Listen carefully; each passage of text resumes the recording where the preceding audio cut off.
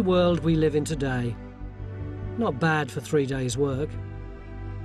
Who's going to be the bloke in the top hat? That's me. All that remains is for us to record our own memory of the site. Who's the lady in the crinoline? Me? Oh, Pity you, Tony. That's his wife. Time Team's version of the only photograph of what was once here. All you need is your top hat, Tony, to finish it off. Smile. Gotcha. Recorded for history.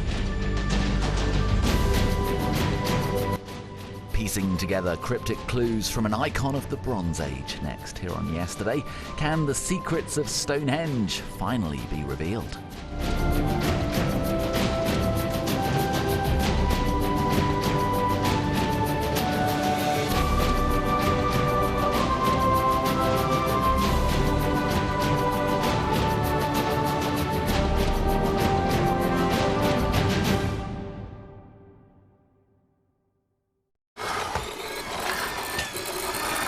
Which sponsors real life on Yesterday. Good decisions.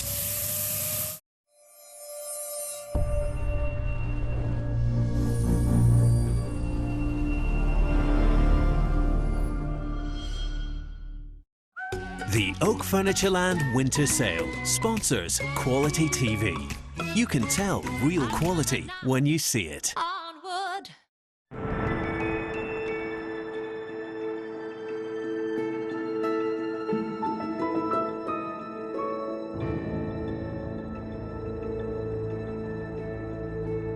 Brooding and majestic, Stonehenge is an icon of prehistory.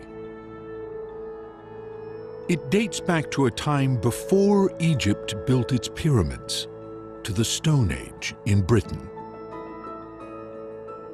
Time has taken its toll, but this monument remains a marvel of ancient engineering. A circular ditch and bank surround the stones. Upright stones tower over 20 feet and weigh up to 45 tons. Horizontal slabs called lintels crown huge pillars. All these giants are made of sarsen, a local sandstone harder than granite. Yet they were carved and fitted like woodwork.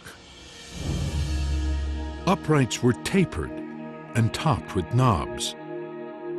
These fit hollows on the bottoms of lintels. Curved lintels, joined by tongue and groove, formed a nearly perfect circle. And despite a slight slope, this ring of lintels was level to within inches. The sarsens dominate Stonehenge, but nestled among them are smaller stones, no less remarkable. Geologists determined these are bluestones, transported here from Wales, at least 150 miles away. Who built Stonehenge? How was it built? And why? For ages, we could only wonder. Now, a new age is beginning.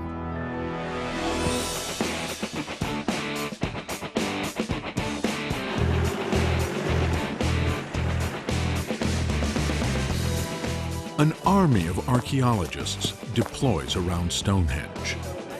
Hey, everybody. Led by Mike Parker Pearson, the Stonehenge Riverside Project is nearly 200 strong, with scientists, students, and specialists in everything from astronomy to field survey. We're 6 years into this archaeological project. It's one of the biggest in the world, I reckon.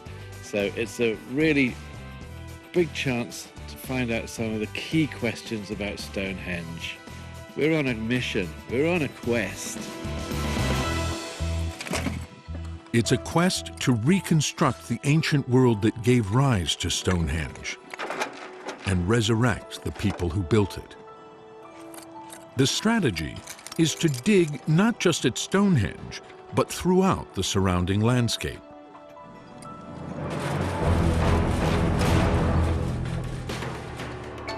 Stonehenge itself was extensively excavated during the 20th century. Those digs established that the monument was built in stages. Prehistoric people chose a rolling stretch of Salisbury Plain. And around 3000 BC, they dug a ditch, a bank, and a ring of 56 pits into the underlying chalk of the plain. These pits probably held the bluestones, brought all the way from Wales. Then, some 500 years later, the colossal sarsen stones were installed. The bluestones were pulled from their outer ring and rearranged among the sarsens. Several other stones completed the monument. And later, parallel banks would define a processional avenue that stretched all the way from Stonehenge to the River Avon.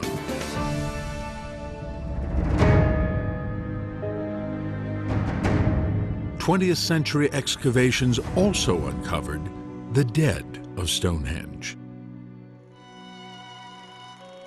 In the 1920s, nearly 60 human burials were excavated here, many in that outer ring of 56 pits known as the Aubrey Holes.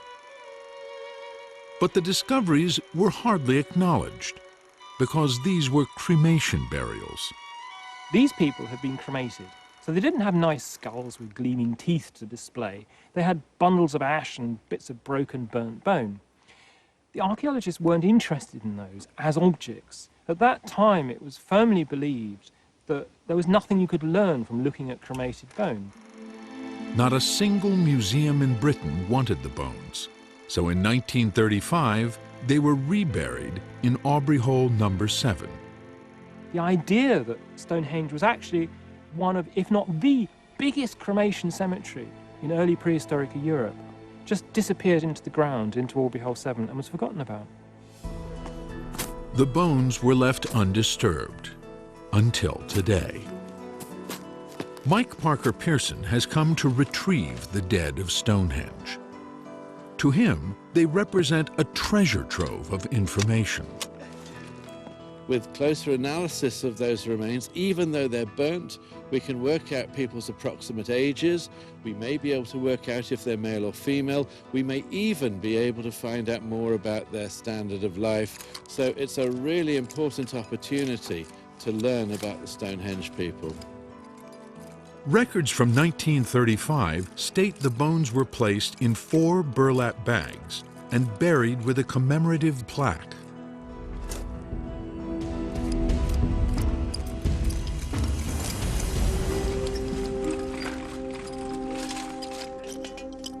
This is the first time anybody has seen a decent Aubrey hole for a good 80 years. It's quite impressive, but it's what's underneath it, it's lower down, that's what we're most interested in. And we're getting close. So. Oh, look. What's that? Is it? Suddenly, they spot a tiny piece of bone. Yep. It's burnt bone, yeah. There's more. It's all over the place. The burlap bags that contained the bones have rotted away. I think we've just got to very carefully loosen the soil bit by bit. Is it desperately uncomfortable? Yeah, it is quite. Yeah. So we're just going to take it in turns and do as long as each of us can stand. Till the blood rushes to your head and you start to feel faint. That's already happened. Here we go, here we go. Oh, look what I found. The plug. There it is. Read it out for us. Most of these bones were dug up in the years 1921, 1922, 1923, reburied 1935. Yeah, but actually it doesn't tell us anything we don't know, does it? I know, but isn't it nice?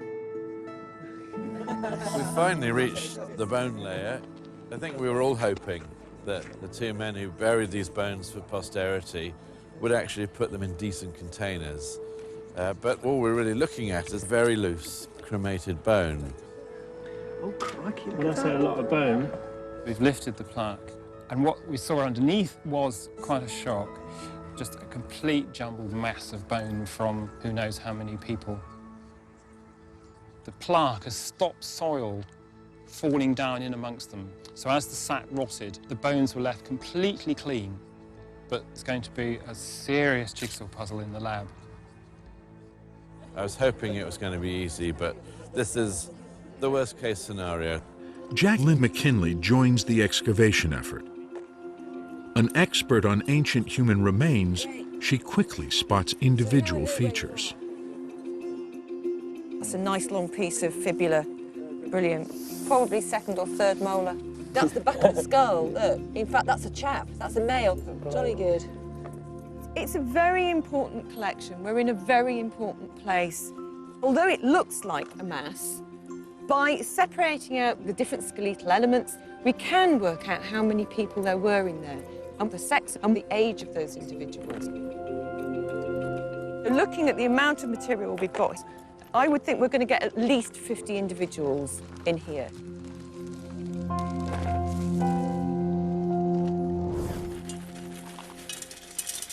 In all, 35 pounds of cremated bone are eventually sent to the University of Sheffield. Graduate student Christy Cox is resurrecting the dead of Stonehenge, bit by bit. There's thousands and thousands of bone pieces. It's far more than we ever anticipated when we originally started the excavation.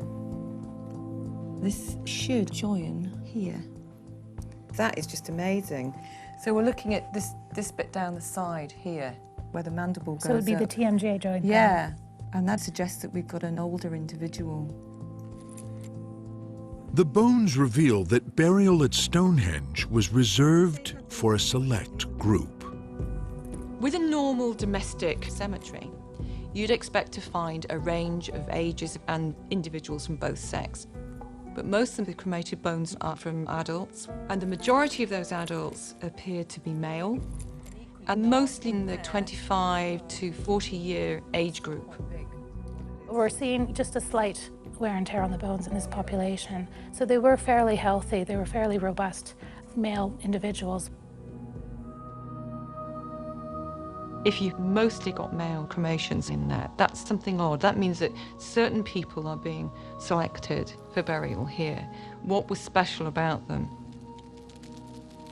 I suspect they may well have been people of important political stature. Quite possibly the men in one or more royal lineages whose authority made Stonehenge possible in the first place. So what this could be indicating is actually at the time Stonehenge was built, we have an aristocratic, male-based society. Now that's something we would never have known without these bones. The Oak Furnitureland Winter Sale sponsors Quality TV. You can tell real quality when you see it. Onward. When you're faced with a blank page, ça va venir. You have to know how to leave it behind and look for inspiration elsewhere. There's an unlimited source of inspiration outside, down the roads. Take a note, the plot could have something to do with Notre Dame Cathedral. You just have to know how to look.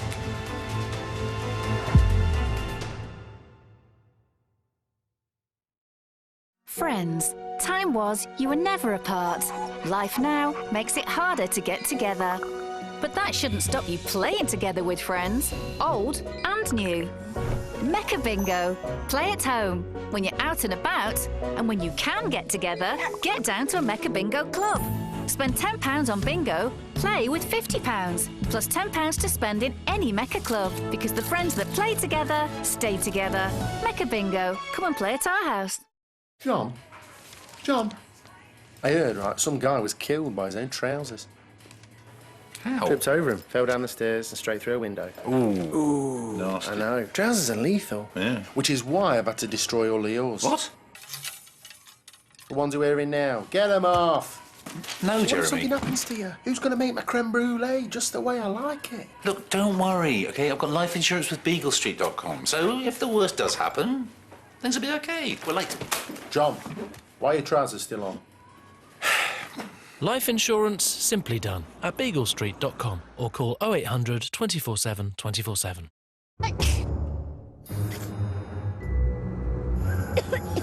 Your clever moves won't stop the flu, but disinfecting surfaces with Dettol can. Use Dettol to kill 99.9% of bacteria and viruses to help keep your home healthy. Dettol that. I want to find out if a ready meal really can be just as good as the kind of food you cook for yourself at home. If it contains great ingredients and is cooked in a delicious recipe, and if it's quick frozen to keep all that goodness in, it can. But what if there were also over 300 meals to choose from? They were delivered free, and you could order what you wanted, when you wanted. No contract, no commitment. Well, then that wouldn't be just as good, would it? It would be better. Call for a free brochure. You've had an accident that wasn't your fault. You want help and you need legal advice. You don't want strangers calling your home. You need an injury lawyer for you. That's why we're called Injury Lawyers for You. If you need our help, call us or visit us online. The biggest ever BT sale is now on, and we've cut more prices than ever before. Get 40% off super reliable BT broadband and unlimited UK weekend calls for £4.50 a month. And it's just a 12-month contract. Plus, you can connect to the UK's largest Wi-Fi network for free when you're out and about. You can also get a £50 prepaid card when you sign up online by the 14th of January. Make the start of your year a big deal. Join today. Call 0800 800 950 or visit bt.com/sale to find out more.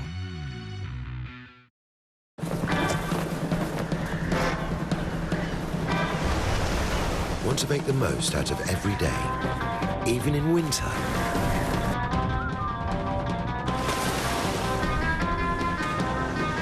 Try drinking Actimel. It contains yogurt and Alkasai live cultures. It also contains vitamins D and B6, which support the normal function of the immune system, so you feel ready to take on the day. Actimel. Has your immune system had breakfast today?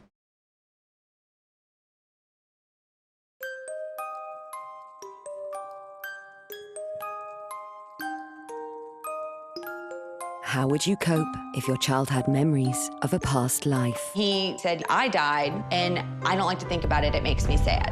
The Ghost Inside My Child starts Thursday at 10, new to really. The Oak Furnitureland Winter Sale sponsors Quality TV. You can tell real quality when you see it.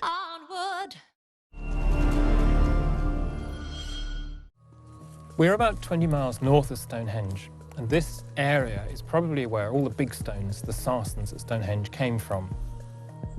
This landscape now looks very much as I think it would have been in the Neolithic. So we have the trees, we have the forests growing, expressing life, and we have the stones in thousands lying largely under the ground like bodies. These are places that could be repositories of superstition, of myth and fear and danger.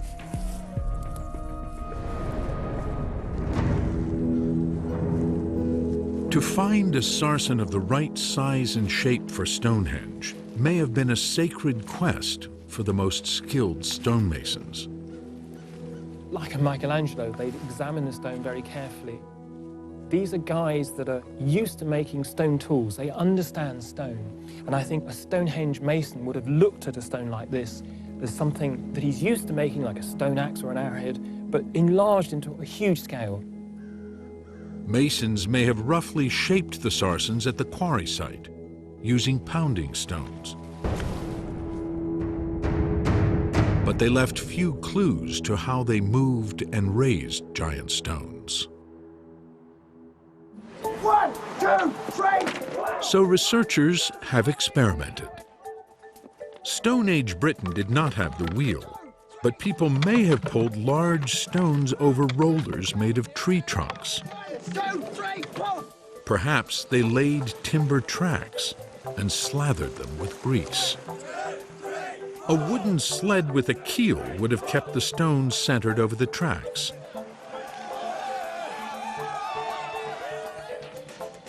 Raising a giant stone involved somehow tipping it into a giant hole. 1, 2, 3, whoa! Lintels may have been pulled up ramps and levered into place. All these techniques are plausible. There's just no evidence they were actually used. Now, there's a new theory.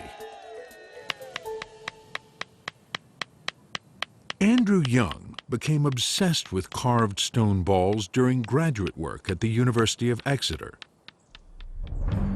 Some of these prehistoric objects are elaborately engraved, but many are unadorned. Most have been found in northeast Scotland, an area known for its stone circles. These artifacts defy explanation. People had said they might be weapons or for throwing or possibly pounding vegetables, kinds of things that you could do with a portable stone object. Nothing that anybody had really said about them satisfied my question, what are they for? Young taught himself to carve replicas and pondered one strange fact. Many carved balls, engraved and plain, have exactly the same diameter. Large numbers that are identical in size to the millimeter. And why would they need to be identical in size? And that just gave him that eureka moment. Wow, if you're going to use them as a wheel, you need them to be the same size. Andrew Young had a vision of Stone Age ball-bearing technology. For his PhD thesis, he's testing his idea at a farm near Stonehenge. So this one's high. He's joined by a team of fellow students and his graduate advisor, Bruce Bradley, an authority on experimental archaeology. All right, let's move them back towards each other. Andy brought this theory to me. I was astounded because it just made sense. It's just so obvious. Why didn't somebody think of this before? With rails made of Douglas fir, they'll build 80 feet of track. It's not straight, though. Each rail has a channel cut into it to hold granite balls hand-finished to a precise 75-millimeter diameter. They'll also use wooden balls. During the time of Stonehenge, people were skilled at carving stone and wood and could have produced all these components. That's a lot better. Instead of a giant stone, the team has 25 tons of gravel, and Andrew Young has his concerns. I'm really worried about the type of wood we used. They would probably have used oak in the Neolithic. We haven't been able to use oak because of the cost. The wood we've got is perhaps too soft. They build a platform, a crib to straddle the rails and carry the weight. The worst fear would be that we'd get just a couple tons on there and we couldn't push it anywhere. There's a lot of unknowns right now, and that's what experiments are all about. They load 3.3 tons, roughly the weight of a bluestone at Stonehenge. 1, 2, 3, go. Keep it going. Keep it going. Oh, darn. Almost immediately, they're stuck. Oh, man, what happened? The weight is crushing the Douglas fir. You know, this amount of weight seems to have compressed it enough that we're losing our gap. It's less than a centimetre, and that is not good. No. As soon as you've got that crib touching the rail, you just got friction. You've totally undermined everything we've done with the balls. Young's worst fear about the soft wood has come true. But there's a quick fix. To offset the compression of the Douglas fir, they place wooden inserts in the grooves. Eastern 23 mil. The gap is back, at least for now. They load up nearly 6 tons, roughly the weight of 2 bluestones. Can they do it? Look at the division of labor all of a sudden. How'd that happen? Hey, you girls, the call will be giddy up. All right, 1, 2, 3, 4. Go! It's moving! Come on! Watch yourself. Keep going, folks. Keep at it. Let's get on those wood balls. We're gaining speed. Whoa! Hey! We've moved the bluestones, and once it was going, we were going. Yeah, we were having a hard time stopping. We're not as heavy as the sarcens at Stonehenge, but I'm convinced that that's it. We can move the sarcens, no problem. The largest sarsen at Stonehenge weighs some 45 tons. How much can this rig handle? The team has one more day to find out. An enduring theory about the meaning of Stonehenge dates back to an observation made by 18th century scholars. They noticed that the entrance to Stonehenge faces the rising sun on the longest day of the year, the summer solstice. By the 1960s, people had embraced the monument as an observatory, used by ancient astronomers to track the sun and moon. Some astronomers even claimed the mystery of Stonehenge had been solved. Well, let's get one thing clear. This wasn't some sort of astronomical instrument. Clive Ruggles has written the book on ancient astronomy. An archaeologist and astronomer, he ran his own studies of Stonehenge. Everyone thinks that it's some sort of ancient observatory that incorporated lots of alignments. In fact, we archaeologists are only confident in one alignment at this monument, and that was the main axis that you see here.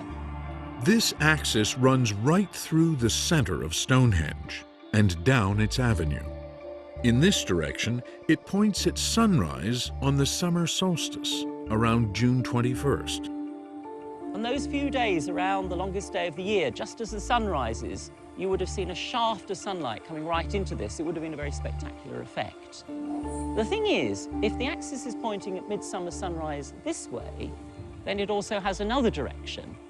We come round the site. You have to do a bit of imagining here. We've got these big trilithons, 1 and 2, standing here. There was another one standing here. We've only got one of the uprights left.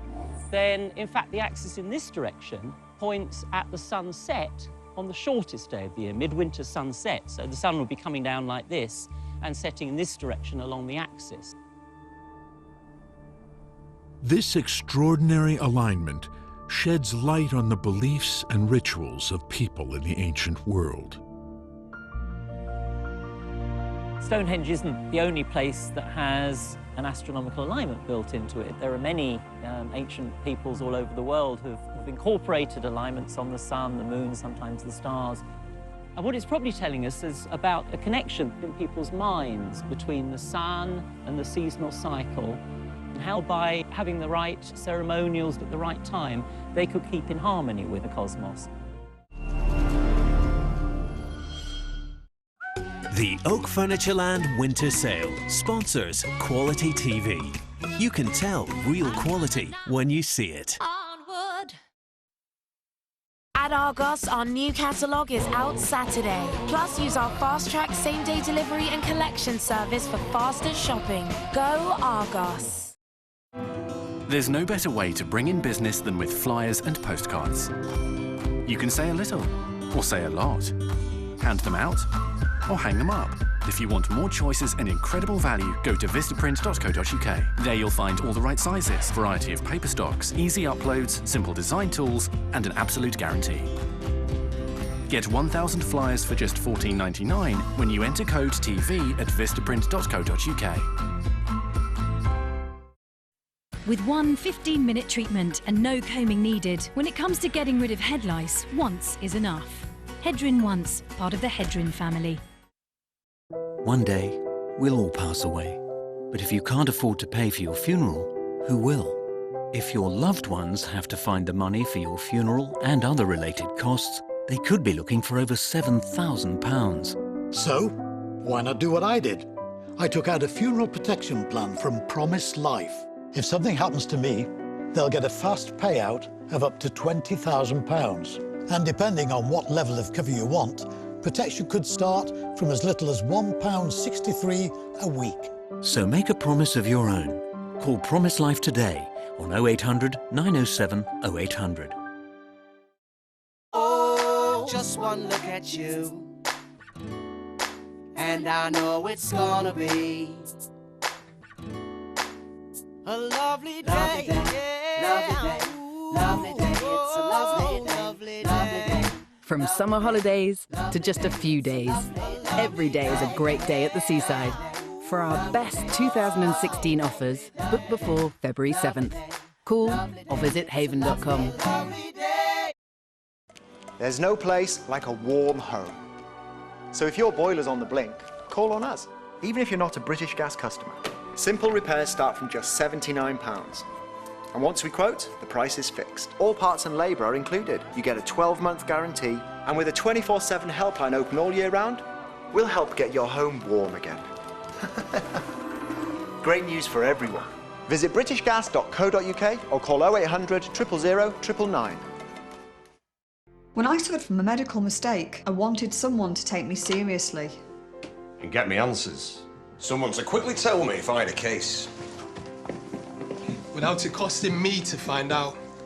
To make sure what happened to me doesn't happen again. To fight for compensation. Someone on my side. If you've suffered from a medical mistake, Patient Claim Line has helped thousands of people just like you. Call 0800 3 24/7 999. If you've been refused a loan, don't lose your cool. Visit Amigo Loans. We're fast, friendly and fuss-free.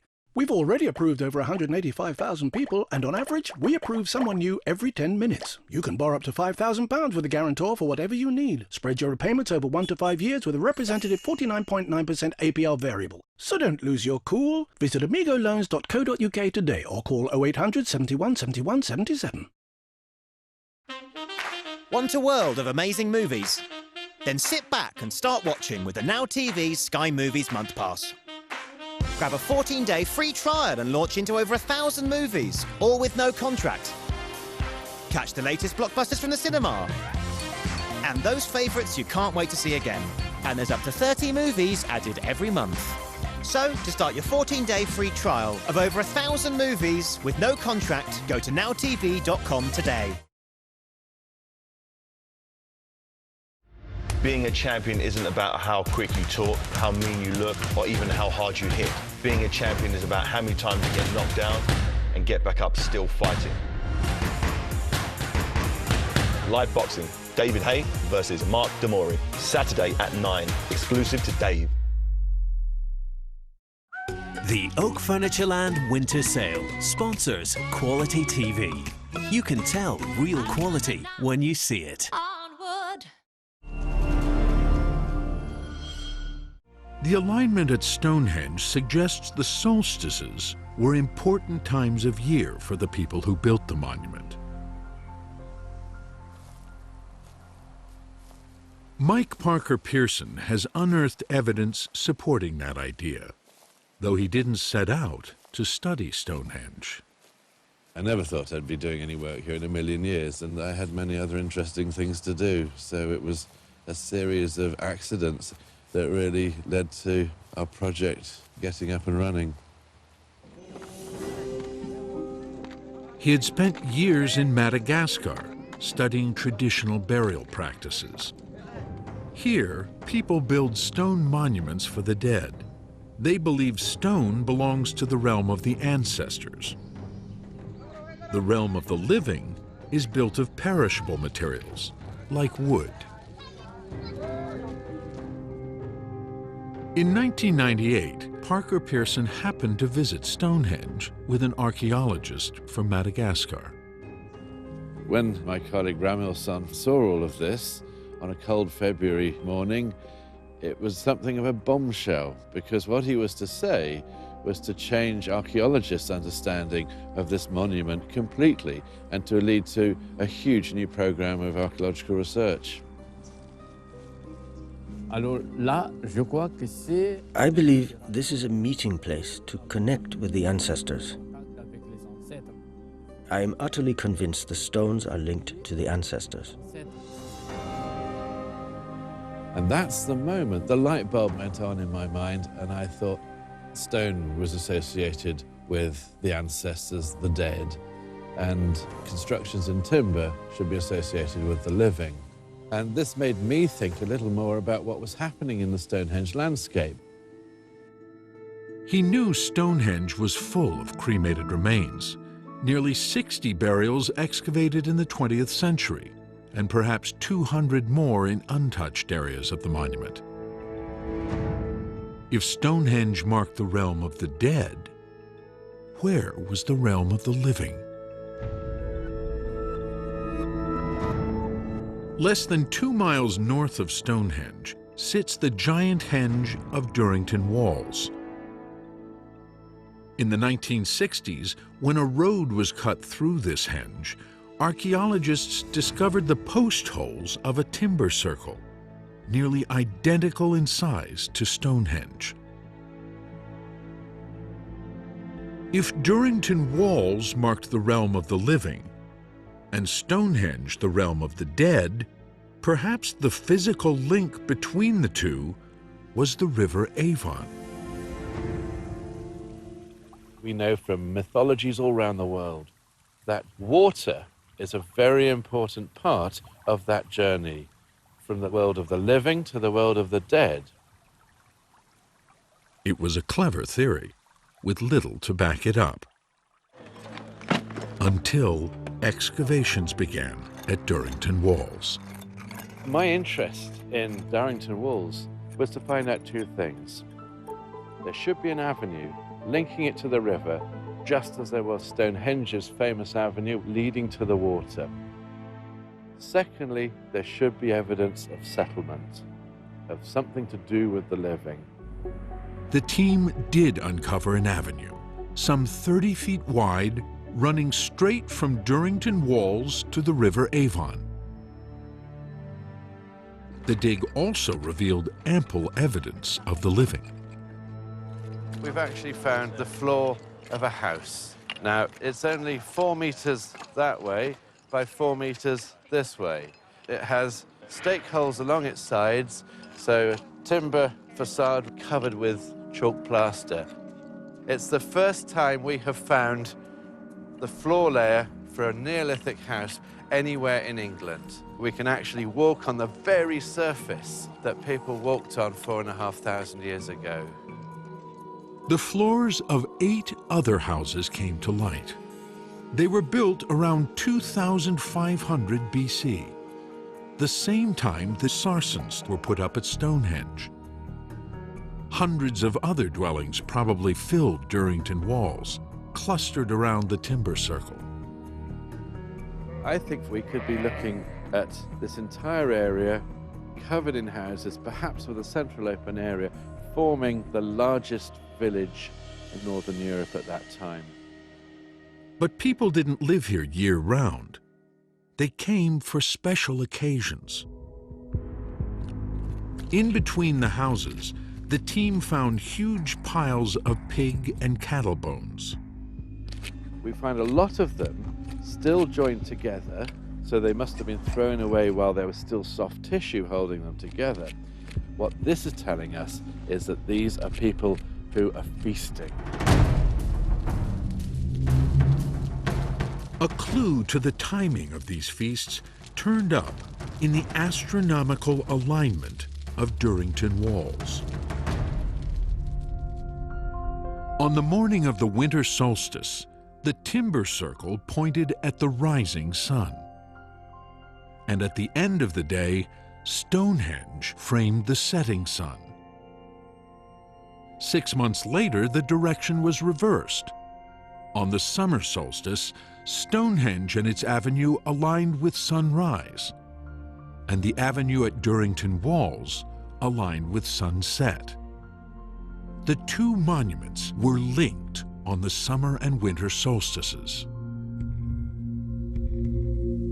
On these days, crowds may have traveled along the river, moving between the realm of the living at Durrington Walls and the realm of the dead at Stonehenge. Some may have cast the ashes of their dead into the sacred waters, a gesture of devotion. perhaps royal burials, were held at Stonehenge during these seasonal feasts. It may just be the sense of an unending cycle that is being reenacted by this flow back and forwards between the living and the dead to enable society to keep going.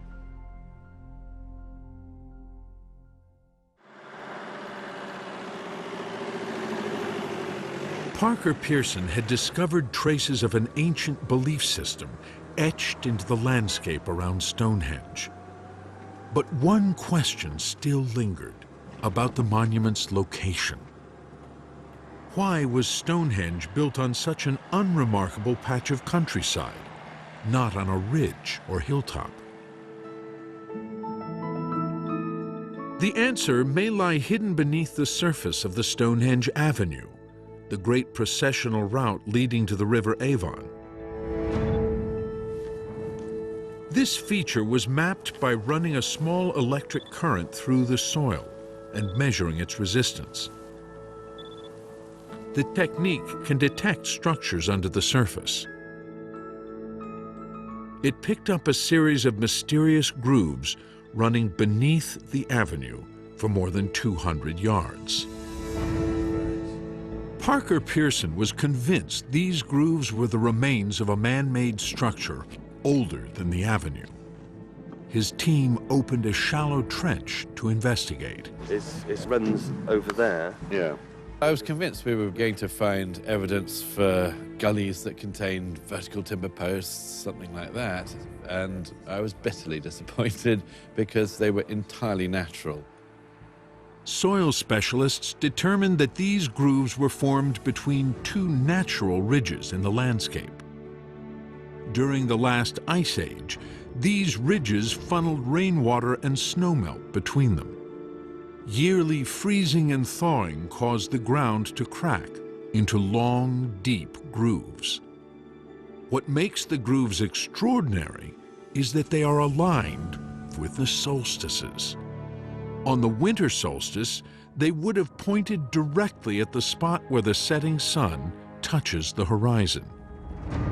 Think about this coincidence in the landscape, the fact that you've got these natural stripes in the landscape actually aligning with the direction where the midwinter sun goes down. Yes, to us it's a coincidence of nature, but imagine how that seemed to people whose mindset was different.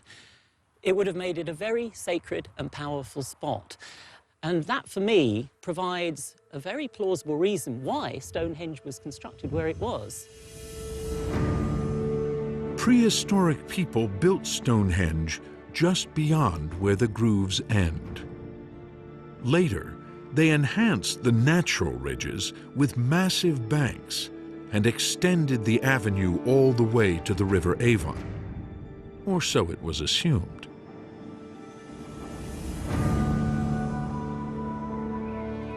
No one had ever excavated the riverbank where the avenue ought to end, just beyond a row of country estates. So Parker Pearson brought his team. Well, we came down here looking for the end of the Stonehenge Avenue, and what we were expecting to find would have been fairly straightforward, just two banks and two ditches. What we actually found was completely different. What we have here is a ditch that is curving round in a semicircle, and most likely it actually formed a complete circle. Maybe it's marking off a venerated space. Maybe there's even a standing stone that once stood in this spot. Maybe there are special things here that the avenue is actually leading to by the river. It will take more digging to get to the bottom of this mystery. Will that go through there? Not far from the Riverside Trench, Andrew Young and his team continue to test his system for moving giant stones. They tackle the equivalent of a sarsen at Stonehenge. These range from 7 to more than 40 tons. Slack. 1, 2, 3. The team starts with a load of 8.3 tons. They give it everything they've got. Nope, not going. We didn't even budget. It's that moment of inertia that you've got to break. And obviously that was beyond 10 people. Some theories claim hundreds of people were involved in pulling giant stones. Young is convinced oxen did the heavy work. For now, he'll settle for a tractor. A gauge will measure how much force it takes to get this load moving. There it goes. Keep it going. A little faster. Woo. Yeah. Yeah. All right. Let's have a look at that gauge. Just over 1.2. 1.2. That's very good. Young figures this would have been a snap for about a dozen oxen. So what's happened there? The insert is obliterated. The spacers are breaking down. It's too soft. But Young wants to try one last load. What we could do is take off the top two, build the other crib and spread the weight out more. Redistribute it. I think that's the plan. Yeah. Yeah. Pleased to meet you finally. Lovely to see you. Just then, Stonehenge expert Mike Pitts drops by. I've been reading your work for years and always been very impressed. Well, thank you, Alan. Thanks for bringing the rain. Appreciate it. Well, Pitts is briefed, while the team sets up a second crib. I'm thinking as I look at this, okay, supposing this did happen, you've got to have a really smooth track, almost like a road. Absolutely. You need an engineered route again, almost, don't you? Basically, yeah. It's pretty sophisticated. Yeah, but I can't believe that in the Neolithic, when they're moving these stones, that the landscape is going to be nice and clear and smooth like this, but there's going to be all sorts of things going on. Swamp and forest and stones getting in the way and the steep slopes that you've got to get through. And that's the case, but that's the case with any system. That doesn't make it unique to this one. Absolutely. Okay. Now the rig is ready for a final run. Nearly 13 tons. Heavier than some sarsens at Stonehenge. About a third the weight of the monument's largest stones. There it goes. Keep it going.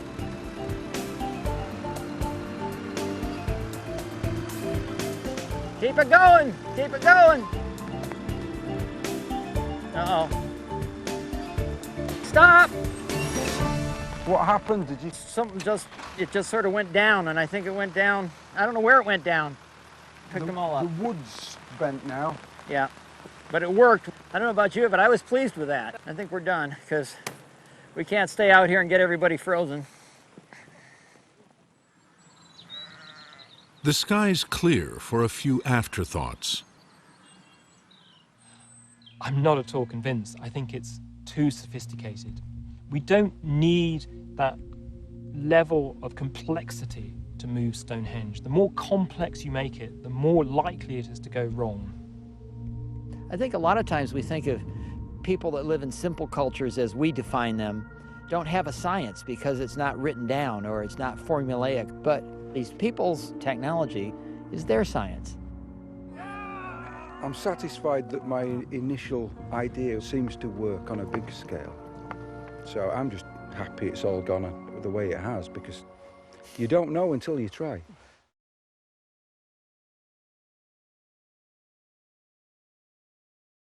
The Oak Furnitureland Winter Sale sponsors Quality TV. You can tell real quality when you see it. We're always hunting down the sweet stuff. 6 cubes a day max, Mum says. Too much sugar causes harmful fat that we can't see to build up on the inside that can cause nasty diseases in the future. So Mum's got a special app that scans the stuff we eat and drink. Sugar, we're taking you down. Let's get sugar smart. Download the free app now. You never know when your old boiler might decide to pack it in. So when it does, it's nice to know you're in good hands. At HelpLink, we've been installing boilers for the past 17 years. Last year alone, we made over 20,000 homes happy and warm. Our new boilers can be fitted within 24 hours by one of our trusted engineers and come with a 10-year manufacturer-backed warranty to boot. So call us anytime on 0800 327 7888 or go to helplink.co.uk. HelpLink, the boiler people. Do your loved ones know what kind of funeral you'd like? I'm sorry, I know it's a delicate subject, but it's important to share your funeral wishes with friends and family to save unnecessary upset at a difficult time. Funeral costs keep rising, so having some money put aside can really help too, such as an over 50s plan. Sun Life's guaranteed over 50 plan is the UK's most popular choice. It also offers the lowest premiums, from just £4 a month. And after you've had a plan for 2 years, a cash sum is paid when you're gone. What's more, Sun Life's plan pays out in just 3 days. So, do tell your loved ones what your funeral wishes are, and think about a plan to help toward funeral costs, or to leave as a cash gift. Thank you. You get a free pen just for calling, and a welcome gift when you join. Call free on 0800 60 80 40 or visit sunlife.co.uk. Gary saved money at Money Supermarket, and now he feels epic. The big bad wolf. The big bad wolf. The big bad wolf. The big bad wolf.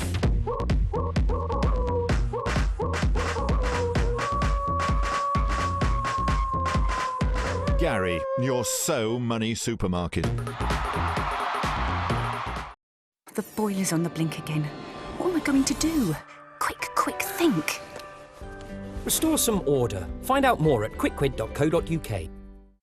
Welcome to the home of Seriously Strong here in Scotland, where we take our work very seriously.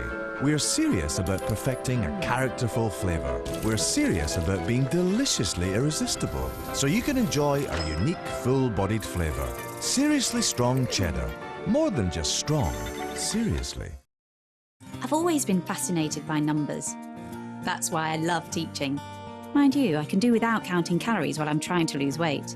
That's what's great about Diet Chef. They do the numbers for you. This smoothie's only 149 calories. Lunch is easy. Now, what's for my dinner? Visit dietchef.co.uk.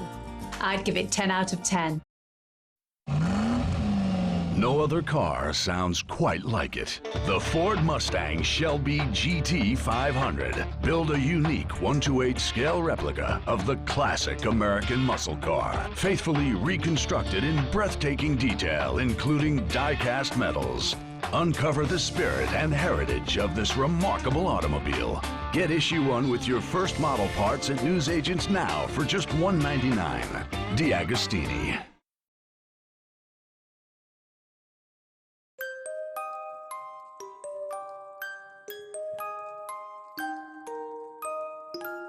How would you cope if your child had memories of a past life? He said, I died, and I don't like to think about it. It makes me sad. The Ghost Inside My Child starts Thursday at 10, new to really. Sobering 100-year-old stories of war evoked tonight. At 9, how Allied assault on Vimy Ridge meant success at a tragic cost. Then at 10:30, emotional recollections from veterans and civilians compiled in I Was There, the Great War Interviews. The Oak Furnitureland Winter Sale sponsors Quality TV. You can tell real quality when you see it. Onward.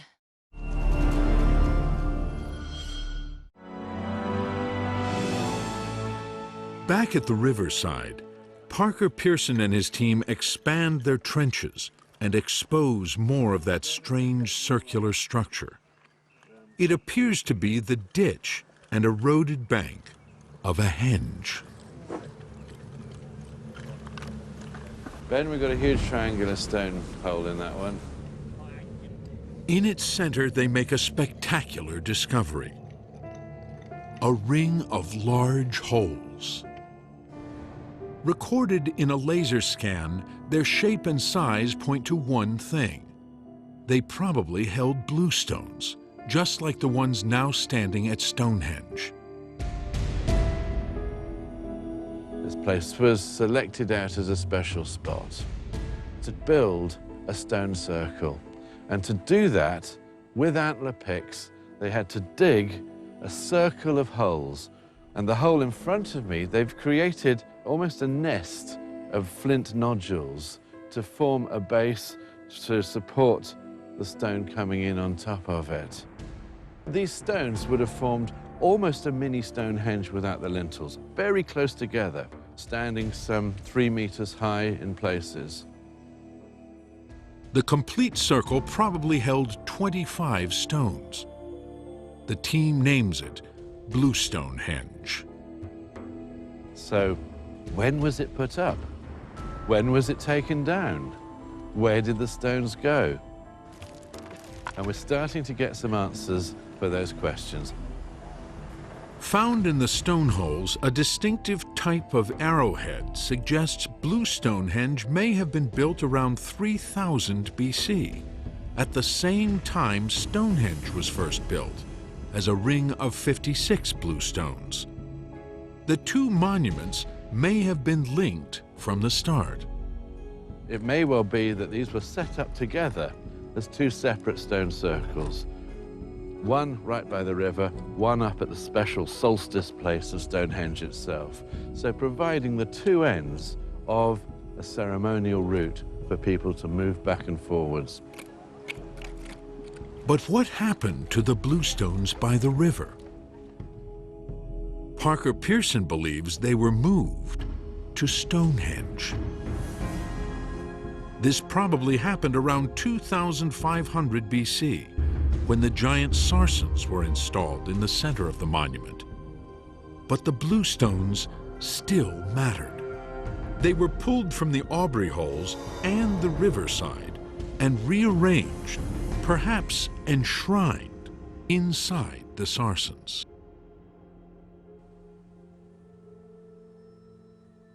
To the people who built and rebuilt Stonehenge, what did the blue stones mean?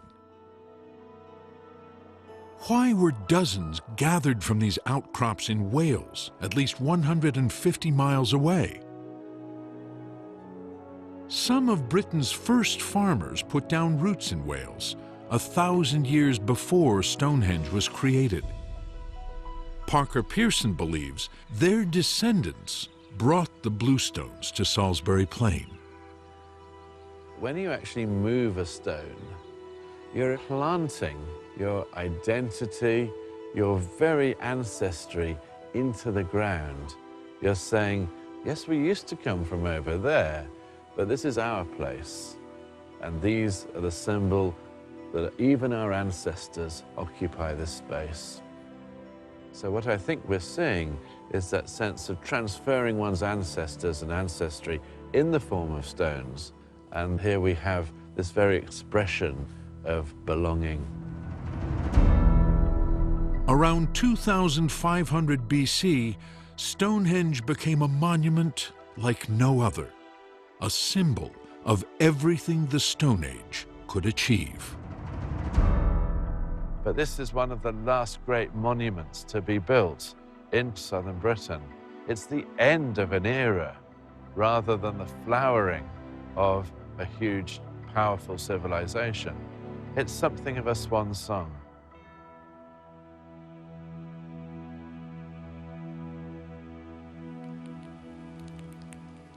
As Stonehenge reaches its peak, something new is trickling into Britain.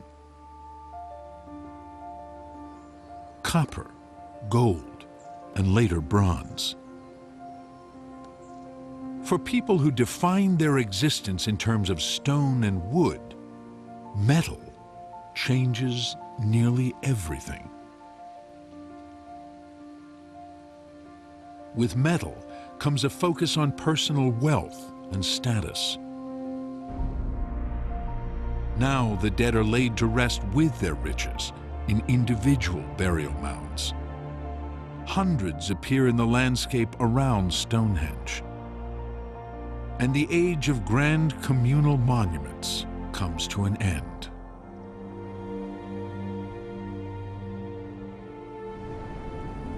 A symbol of eternity, Stonehenge was built to stand forever. But in time, the great stone circle was abandoned. Its age was eclipsed by a new technology, a new way of being. And that is a story as old as the hills.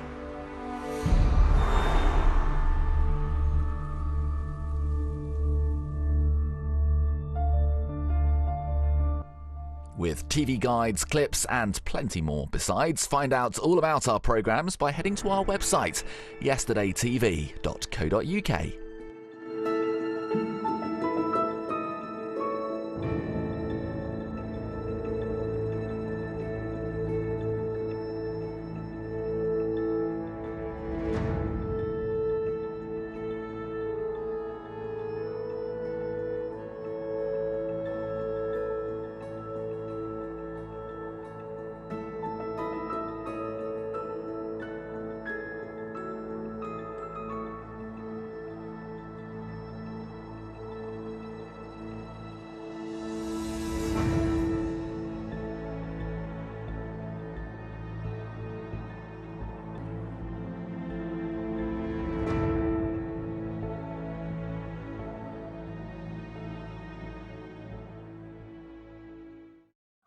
The Oak Furnitureland Winter Sale sponsors Quality TV. You can tell real quality when you see it. Onward.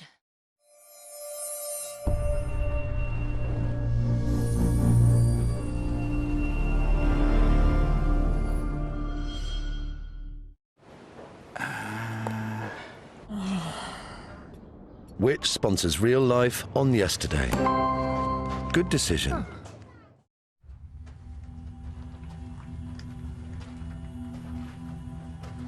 At the dawn of the 20th century, a unique discovery was made.